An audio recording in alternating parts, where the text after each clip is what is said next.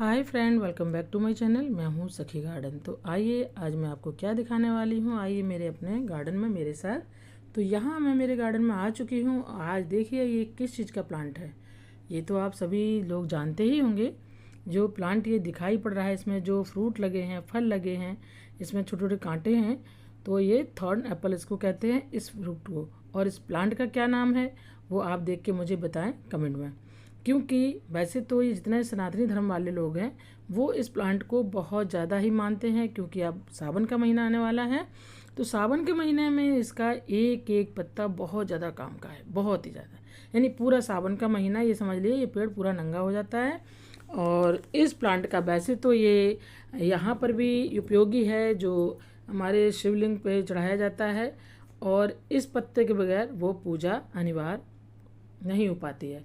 ये जब पत्ता चढ़ता है तभी हमारी पूजा सार्थक होती है।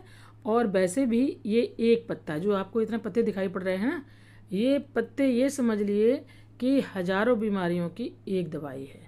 अब मैं इसके बारे में आपको बताऊंगी, इसकी मेडिसिन के बारे में बताऊंगी। वैसे तो पहले भी मैंने कई बार इसकी वीडियो डाली हुई है। आपको अगर चेकआउट करना है तो आप सखी गार्डन चैनल पर जाइए, सर्च कीजिए और उसमें आप जा कर के देख सकते हैं कि किस किस बीमारी में ये काम आता है। तो ठीक है फ्रेंड, अगर आपको सखी गार्डन की गार्डनिंग पसंद आती है तो सखी गार्डन चैनल को लाइक से सब्सक्राइब करें और मेरे साथ बने रहें। और प्यार से, आराम से एक एक वर्ड को आराम से सुनें और ये देखें कि ये किस बीमारी के काम आता है और कैसे इसकी डोज ली जाती है। तो बहुत आराम से, जब तक आप पूरी वीडियो नहीं देखेंगे आपके पल्ले कुछ नहीं पड़ने वाला है। तो इसलिए आप बैठ जाइए फ़ोन लेकर के और पूरी वीडियो को आराम से देखिए। अब मैं इसकी बताने वाली हूँ आपको डोज, कैसे डोज ली जाएगी। देखने में तो ये सिर्फ पत्ता है, ग्रीनरी दिखाई पड़ रही है, इसको कोई कुछ नहीं जानता है। बहुत से लोग जानते हैं, कहते हैं भाई ये पॉइजन है, बट ये कहते नहीं है कि लोहा लोहे को काटता है तो पॉइजन ही पॉइजन को काटता है। तो इसके बारे में आपको बताने वाली हूँ। तो ये देखिए, ये ढेर सारी आपको लिप्स दिखाई पड़ रही हैं। वैसे तो ये इसमें सीड्स बन चुके हैं। जो हमारे ये फ्रूट आपको दिखाई पड़ रहा है ना, इस फ्रूट जब फट चुके हैं, अब इसमें से जो अंदर के सीड्स हैं वो ज़मीन पे गिर जा रहे हैं।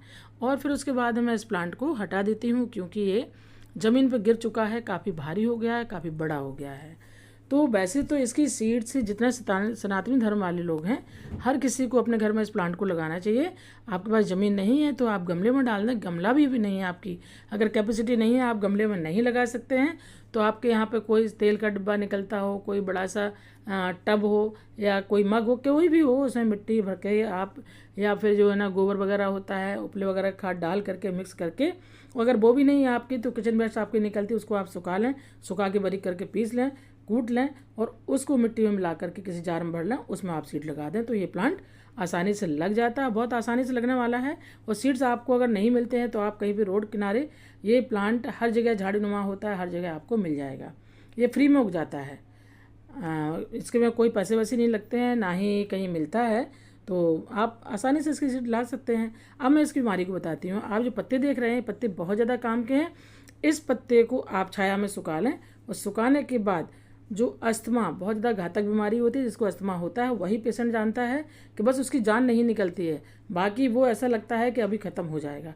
तो जब अस्थमा का दौरा पड़ता है तो इसकी लिप्स को आप ले लें, छाया में सुखा लें और उसको बारीक करके ऐसे मसल लें। मसलने के बाद एक चिलम होती है, कभी आपने देखा होगा पहले के ज़माने में जो गुज्जर लोग होते हैं, आज के ज़माने में भी गुज्जर पीते हैं, वो चिलम हो जो होती है, जिसमें आप तम्बाकू डाल दें या थोड़ा आग डाल दें, फिर उसको, उस धुआं को आप अंदर को लेते हैं।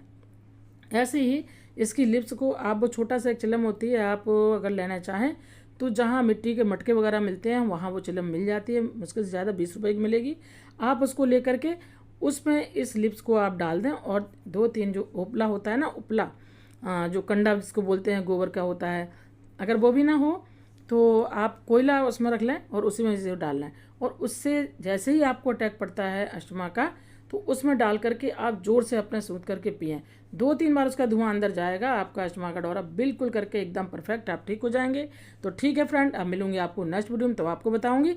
तब तक रखना अपना ढेर सारा ख्याल। Bye, take care, bye bye, love you friend, bye.